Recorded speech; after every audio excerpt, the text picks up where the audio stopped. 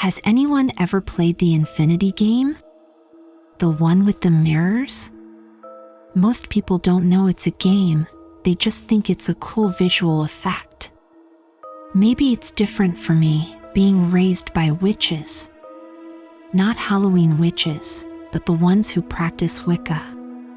You can Google it if you really want to learn about them, but I'm here to talk about the game.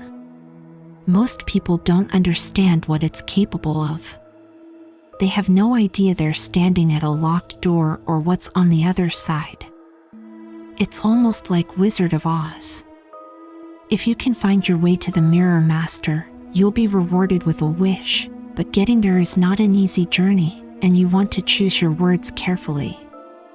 To play, you need at least one other person, 2 standing mirrors, 5 black candles, a stick of chalk, warm clothing, and a red armband. The red band is the most important thing to remember. It's not required to get in, but you shouldn't leave without it. While in the mirror world, you must be wary of your reflection. Its only goal is to take your place in the real world, meaning you will be trapped forever. It cannot kill you, instead it will attempt to trick you. Never, ever speak to it. It will be dressed like you, except its armband will be on the left. Whoever you have waiting in the real world will be responsible for ensuring it doesn't get out. Choose someone you trust. Only your reflection can take your place, but everything else you meet will try to kill you from sheer spite.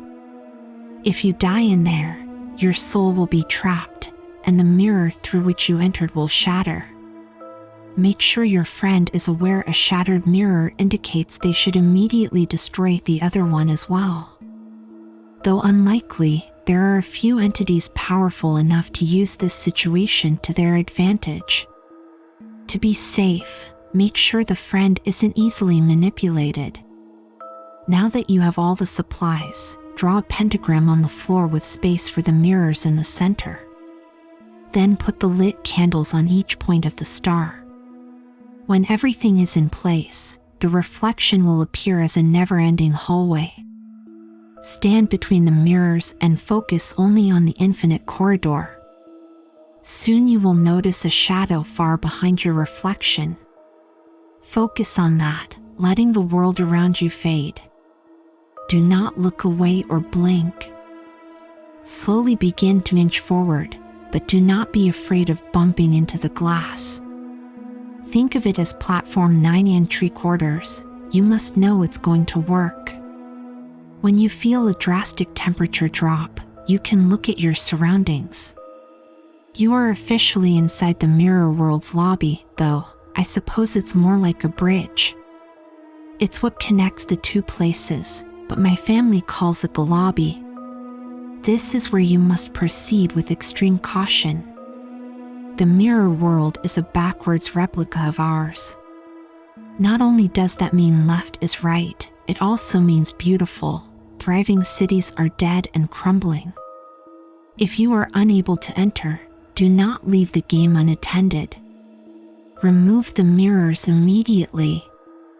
The things that live there can't be described as alive, but they are desperate. My mother was supposedly the only person to successfully return after seeing the Mirror Master. Growing up, I was told no one has ever met him, but when Mom, Ellen, died 2 months ago, I found her diary. My amazement grew with each passage as she described her own experience with the Infinity Game. Her first entry is from 6 months after having her firstborn, John. He was sickly and doctors said he wouldn't live to see his first birthday. She was aware of the game's dangers, but she didn't care, not if it could save her son. I will copy the relevant entry here. Let it serve as warning to any who wish to play, even the winners lose.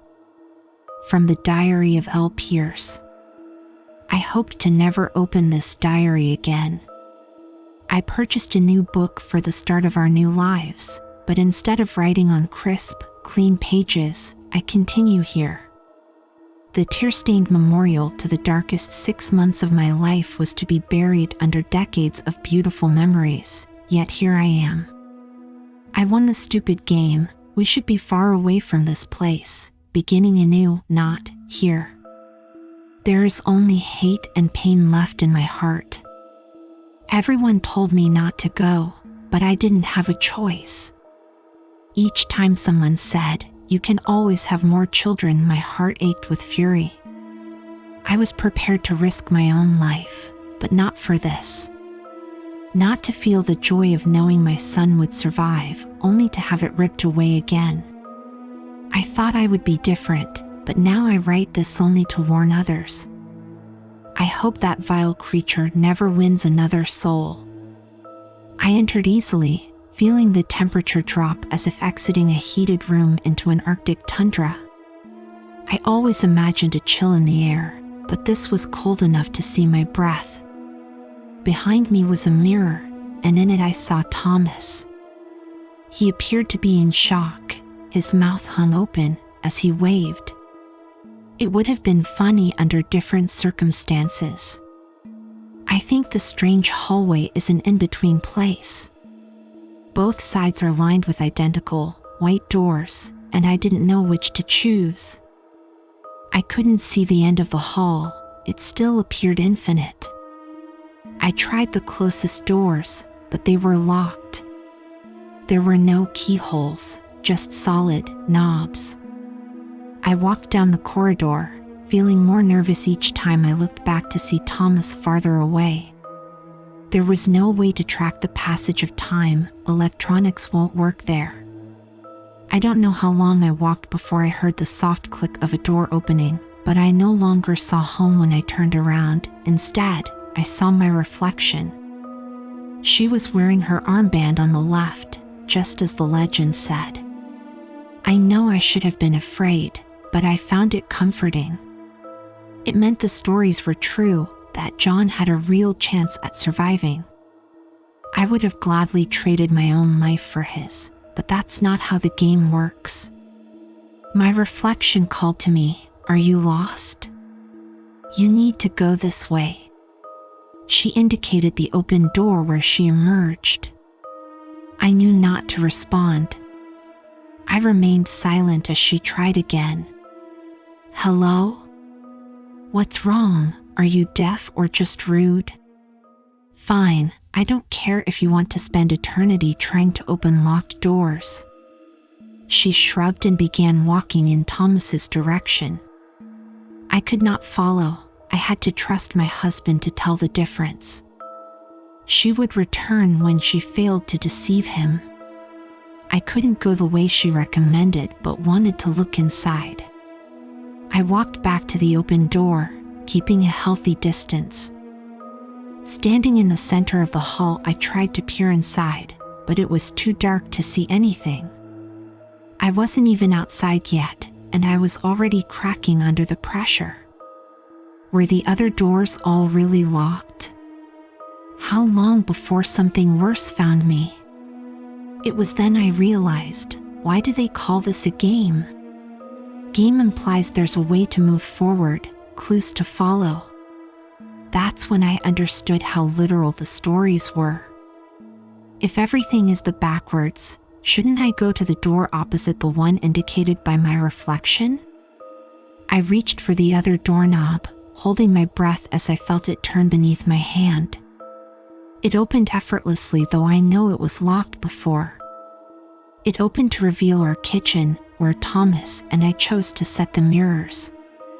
The light was dim, everything was reversed, but it was also filthy. Worse, instead of finding my husband, I found a horrifying, twisted, old man. His back was hunched, his teeth and nails were yellow, and his red face contorted in hatred. I was frozen with fear as his icy gaze bore into my soul. "What the hell do you think you're doing here?" he screamed, spit flying from his mouth. In my terror, I couldn't remember if it was against the rules to talk to anyone besides your reflection, but I didn't want to risk it. I took a few steps to my left, hoping to get to the door before he could block my exit. "Don't you dare ignore me, tramp," the old man croaked in a raspy, hoarse voice. He reached under the table, retrieving a long, metal cane. Thankfully, he was slow as he looked. I ran around him, through the swinging door to the den. He was still cursing me as I continued out the front door. At the end of the driveway, I noticed my surroundings. The neighborhood was in ruins, the yards were dead, and the houses were all abandoned. It was my neighborhood, but it looked like a ghost town. None of the cars worked, each one had busted windows, popped hoods, or slashed tires. It was midnight back home. It should have been noon there, but it looked like dusk. I understand why our reflections are so desperate to trade places. For some reason, I felt confident the old man wouldn't follow me outside. Something gave me the idea his part of the game was to guard that kitchen door for when I needed to get home. I didn't stay to test the theory, but now I'm pretty sure I was correct. I was never told where to go once I made it this far. The stories were all vague in that regard. The only thing I knew for certain was that it would get worse before it was over. That's when I realized how desperately I needed a working vehicle for speed and protection.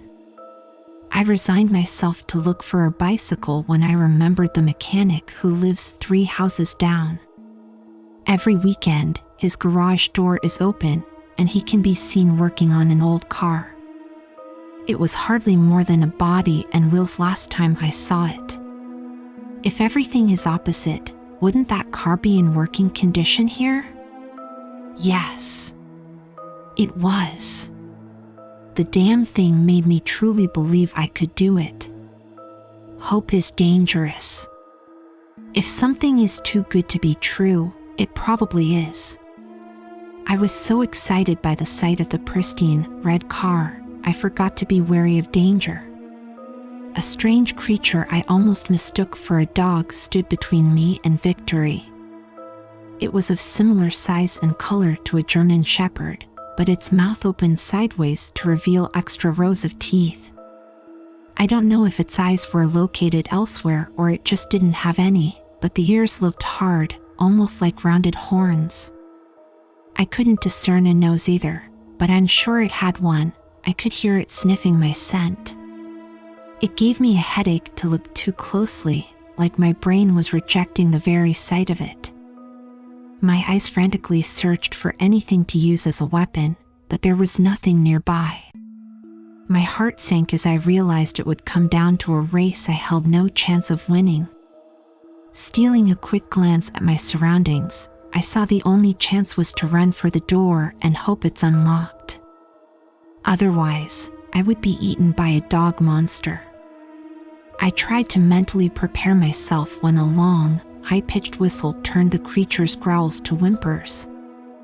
It wasn't pleasant to my ears either, but I enjoyed seeing its effect.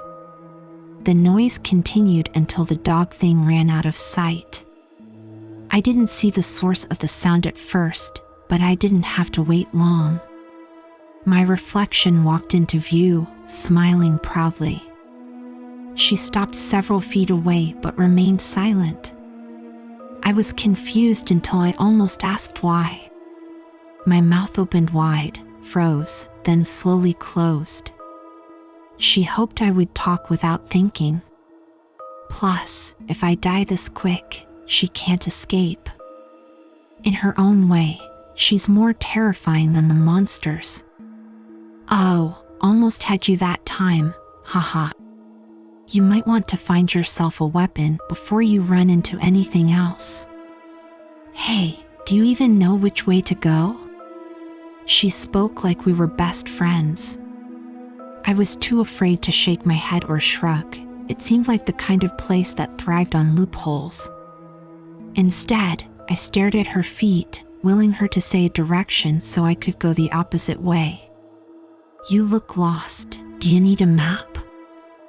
I could draw one for you. Come on, just nod or something. I'm trying to help. She stomped her foot in frustration. To me, that was confirmation about the loopholes, or maybe she could read my mind. Either way, I wasn't trying it. Be that way.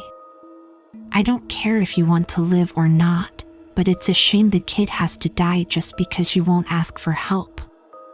She shrugged and began walking away. Those words hit me like a freight train at the time, but now that the words carry the added weight of truth, I feel as if they will crush me. Controlling my temper as she left was one of the most difficult parts of that nightmare. So many times, I wondered if punching her counted as communication, but John's life was not worth the risk. That is when I vowed to break every mirror I saw for the rest of my life. A vow I have thus far made good on. When she was well out of sight, I discovered my next obstacle would be to find keys. The car was locked, but the house was not. Knowing something would be inside, I took a large crowbar from the garage. I crept in the back door, staying low.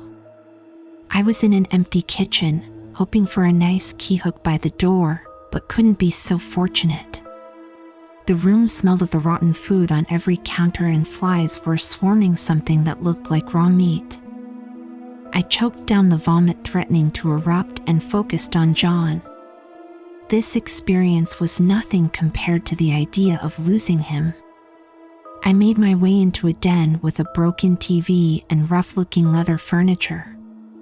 From where I stood, a recliner was directly in front of me with a couch on either side, all angled toward the television in the center. Small, dirty tables sat on each end of the couches, and my heart skipped a beat when I saw car keys atop one by the recliner.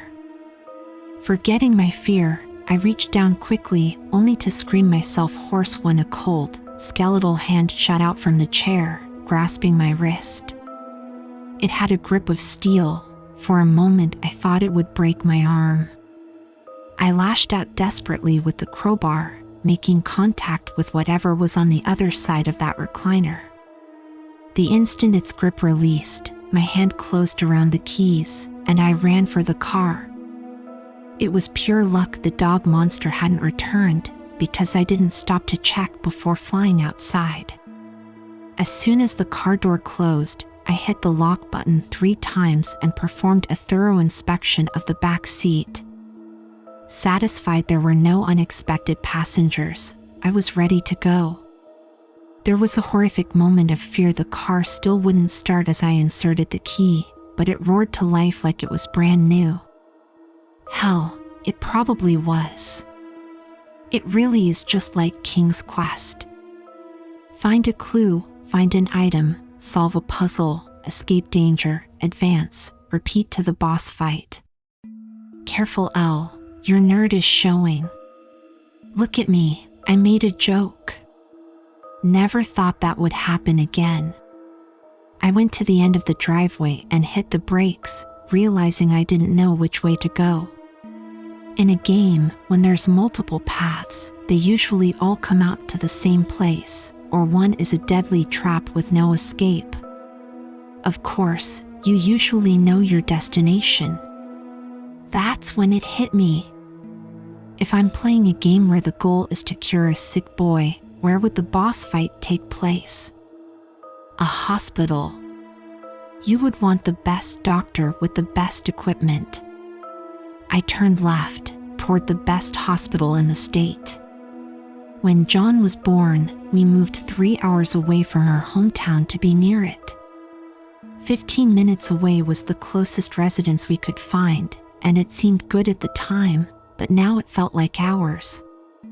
I didn't know what the roads would be like, but I knew it wouldn't be good.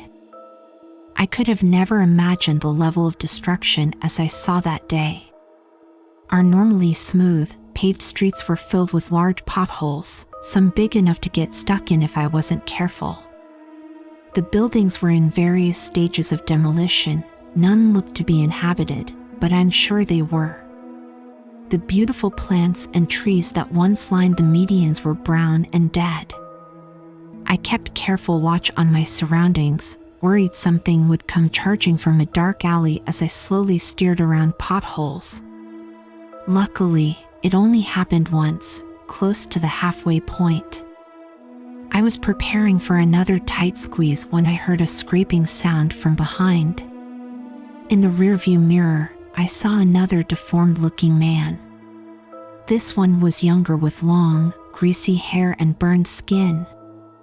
The sound was from the steel bat he was dragging, and one of those weird dog monsters tagged along like his pet. If the roads were decent, I could outrun them easily, but I knew they would catch me if I drove into the middle of that bad patch. I slowed down even more, letting them get a little closer to the decent section of the road. I don't think they are capable of intelligent thought. They did not hesitate when I began reversing, nor did they make any attempt to move when I ran them down. I aimed for the man, considering him the main threat, but the beast was only stunned. There was a moment I thought it was over when the car stalled on top of the corpse, but the wheels found traction when the beast collided with the rear end. I'm not sure how he avoided going under the wheels as I flew backwards, but it wasn't touched. I shifted into drive and punched the gas, trying once more for the dog monster but still missing. Going fast as I dared, I ran over the man once more, just to be sure, before coming to a cautious stop. I hated not knowing what the dog thing was doing but felt fairly certain it ran away to lick its wounded pride. I didn't doubt I would see it again, but that was a problem for later. I made it to the hospital without further attacks, parking in front of the main entrance. The sight of it did not inspire confidence. It was in worse condition than anything I had seen yet. That's when I realized I made a terrible mistake. Everything is opposite. The best hospital would be the worst. I needed our world's worst hospital. I jumped back into the car, making my way to the free clinic on 3rd. If my theory was right, it would probably hold the cure for cancer. A flock of zombie birds attacked the car at one point, but they didn't cause much damage. I knew I'd made the right decision the moment I entered the bad side of town, while our world's bad side. In this world, it was full of lavish manners. The clinic was immaculate and double its normal size. I parked on the curb and ran for the entrance. It was starting to get darker, but I didn't understand how. There should have been hours of daylight left. Then, once again, as if reading my mind, the bitch was back. "Gosh, are you just now getting here? You better hurry, time is running out fast," she teased. I had never heard of a time limit. I ached to taunt her with the obvious failures to deceive Thomas. If she was still there, it meant she couldn't fool him. The thought filled me with strength. I turned my back on her and walked inside, but she followed. "You know that, right? That when it gets dark, the hourglass stands empty?" Well, not literally, but I like the expression. Anyway, I just wanted to check, because it seems like most people from your world are ignorant to that detail, she said nonchalantly. The more I considered it, the more it made sense. Most games do have time limits, and being in this place after dark does have a sort of game over vibe. Unfortunately, I couldn't ask questions and I had to keep moving. I thought she would leave again, but she continued to follow at a careful distance. "Don't mind me, I just want to see the big climax.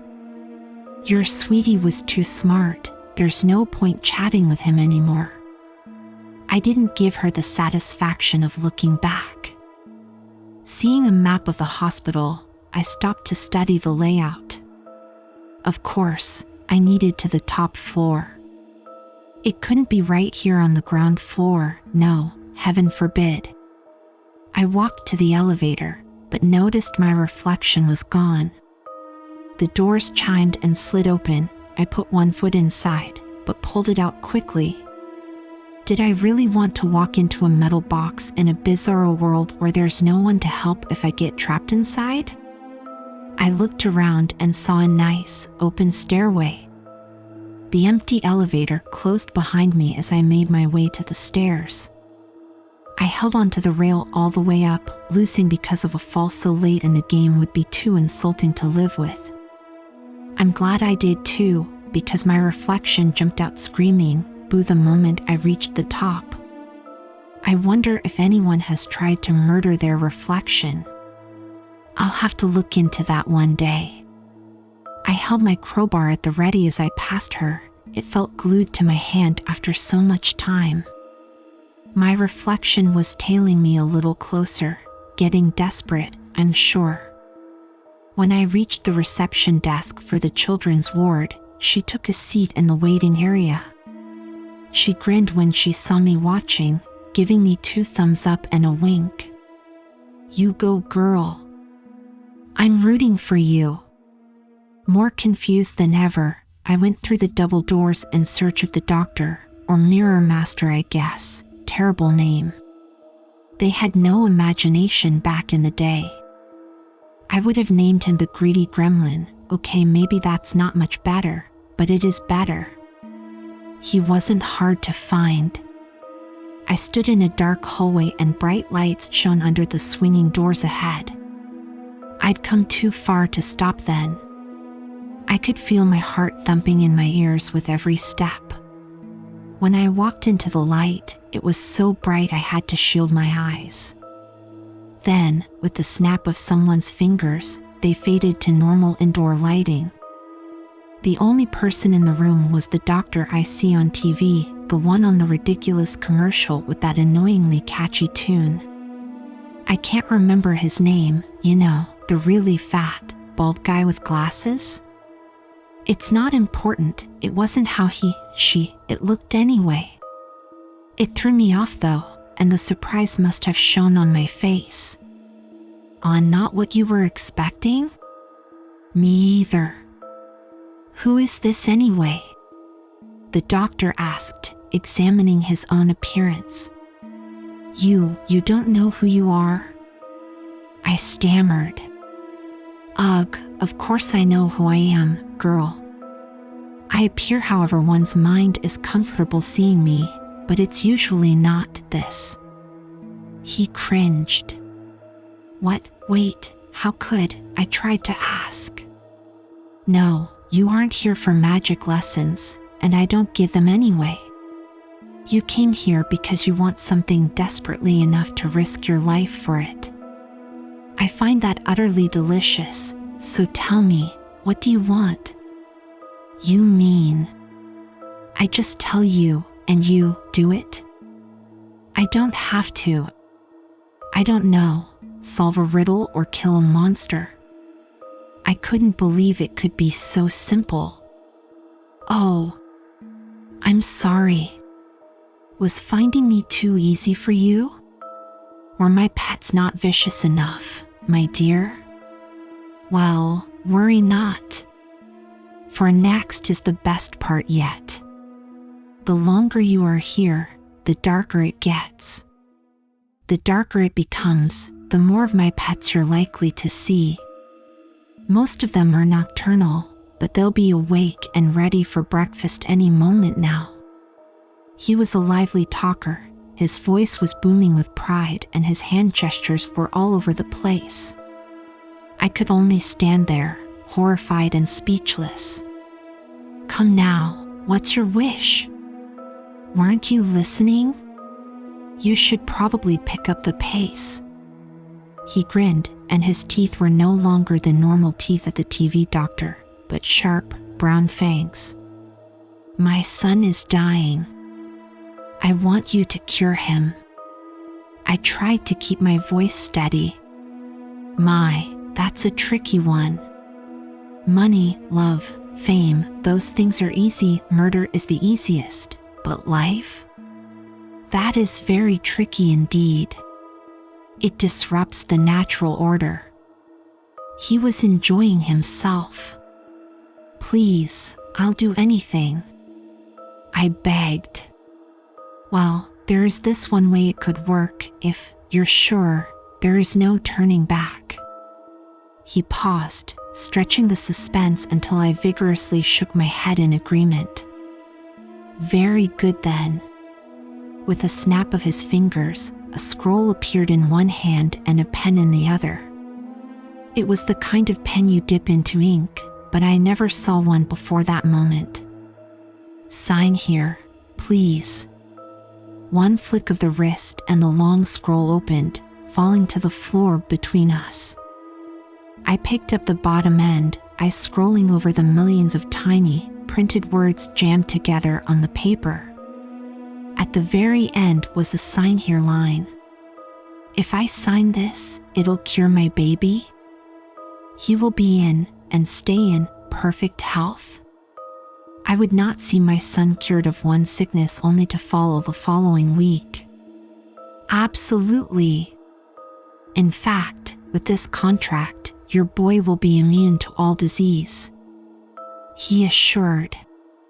My heart sang at the words, and if the cost of saving John happened to be my own life, as I suspected, it was a price I'd happily pay. I reached for the pen, and with a stab too fast for my eyes to see, the doctor pricked my finger. A large drop of blood fell onto the paper, and with another snap, the contract vanished. "It's been a pleasure doing business. By the way, to cure your son, I had to borrow half his father's remaining lifespan. Toodles." The doctor disappeared with a final wink. I hope I never see his wretched face again. His words made my blood run cold, but I couldn't stop to do math right then. Terrified of what would be chasing me, I ran back to the waiting room area. My reflection was waiting for me at the doors to the waiting room, smiling. I shoved on the doors with all my strength, but she had me locked in. I used my adrenaline to smash the glass door to the reception counter with my crowbar. My arms and legs were cut getting through, but I didn't have time to worry about blood loss. I flew over the counter, ignoring the shocked look of my reflection. As I made my way down the stairs, I saw several more zombie-looking people coming out of various rooms. I almost didn't make it back to the ground floor when a kid with no legs managed to grab my ankle. The only thing that saved me was the crowbar catching the rail. I tumbled. When I finally made it to the entrance, I saw the car was turned onto its side and several more zombie and dog things were waiting close by. Remembering the hospital map, I decided to take a chance on the ambulance bay. I was betting they would have owned at least one jumped-out ambulance that would run in this world.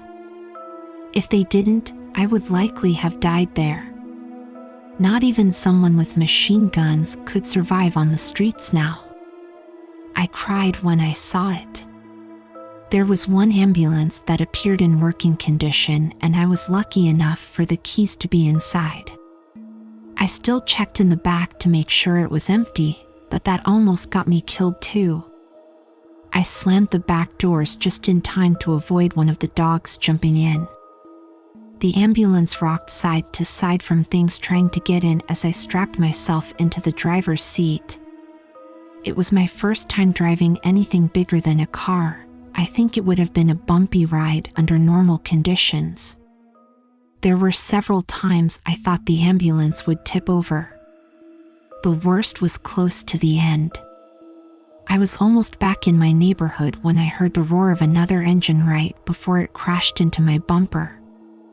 I went off the road, missing a huge crater by inches, before regaining control. The truck driven by my reflection reversed to follow. I did something desperate. I waited for her to get right behind me, almost touching, and accelerated. As I hoped, she too sped up, trying to position herself to force me into a fishtail. At the last possible second, I closed my eyes and swerved away, once again becoming dangerously close to flipping over. Behind me, the bitch couldn't react in time. The truck she found was pointed nose down in a deep crater, its back end hanging out at a steep angle.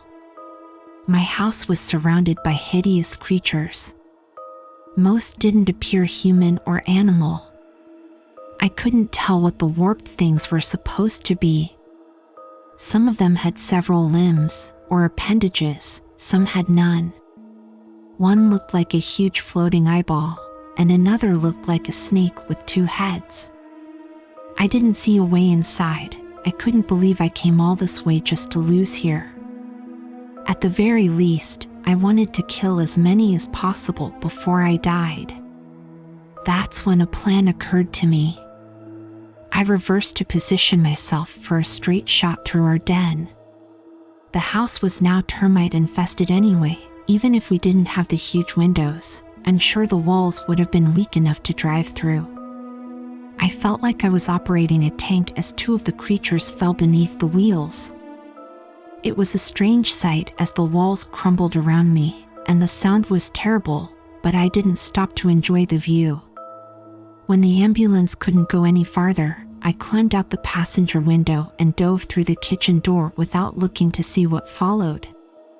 The moment I saw the kitchen, my eyes searched for the old man, but he saw me first. Pain blossomed behind my eyes as something struck me over the head. I fell to the ground, dazed, but managed to keep a grip on the crowbar. I feigned unconsciousness until the old man grabbed one of my ankles. I sat up, swinging wildly, and enjoyed the wet smack of contact. His black blood sprayed, and I wasted no time getting to my feet. As I made it to the exit, more creatures burst into the room. I rushed through the door, hoping it locked behind me. I held my breath as the door shook furiously, but nothing was able to follow. I breathed a sigh of relief and began feeling my injuries in earnest. I had several deep gashes on my arms and legs, my head was bleeding badly, and my wrist was swelling. Grateful to still have the armband, I began making my way to the mirror entrance. I only made it a few steps when I heard the soft click of another door behind me. I hope you didn't expect to be rid of me that easily. Her voice no longer sounded like mine. It was deeper, distorted. I turned to see she now had the same ghoulish zombie appearance as those other things. Did she always look that way? Did I only see me because that's what I expected? Like the doctor? I hope someone solves the mysteries of that place one day. There are still so many unanswered questions. I ran for my life, focused on Thomas and John. I heard her footsteps gaining as she screamed at me. Have you figured it out yet? Wait up, I'll explain it to you. If you divide the lifespan in half, it means they have the same amount of time to live. Do you get it? Wait up. She cackled an evil, dark laugh. It sounded unnatural in her garbled voice. Humans should not be able to make the sounds her laughter made. I was so focused on the light at the end of the corridor, I didn't understand what she was telling me. I heard her footsteps closer with every step but couldn't look back. Her howling laughter followed me all the way home. When Thomas saw me, his eyes lit up with relief, then fear and anger as he saw my appearance and that of the thing chasing me. I saw him step away from the mirror, allowing me to exit. I went through the mirror like an Olympic diver. The second I was out, I turned to see Monster Me collide into the glass, bouncing off like rubber. Now that I was back, the doorway was closed for her. Before she could rise, Thomas shattered the glass. He shattered the second one just to be safe, but for the record, could have simply blown out the candles and erased the pentagram. It wasn't until several hours later, after I explained everything to my husband, that we understood what she was trying to tell us. If they had the same amount of time to live, they would die at the same time. I was devastated. I knew I wouldn't be able to handle losing both at once. We are so young. I thought we would still have many years. I never dreamed. I couldn't believe. Thomas and John passed away 2 weeks later. John was crying in the night. Thomas felt badly for my lack of sleep, so he took the baby for a drive. It calmed John, and it was only a few times around the block, but this time a drunk driver ran a stop sign. See? It was all for nothing. My mother met my father 4 years later. It took a while for her to have a normal life again, but I always felt like we were a happy family. She was a terrific mom. I had no idea such terrible things were in her past. Dad didn't know the full story either, only that she had a husband and baby killed in a wreck before he met her. I can't blame her for not wanting to tell me. She knows how much I love a challenge. While no, I don't think I'll visit the mirror world anytime soon, it would be nice to learn more about it. Like she says, there's still so much we don't know, and personally, I have a long list of questions. Besides, it sounds fine if you don't make a wish, right? I'll just leave this here for now in case anyone else knows anything.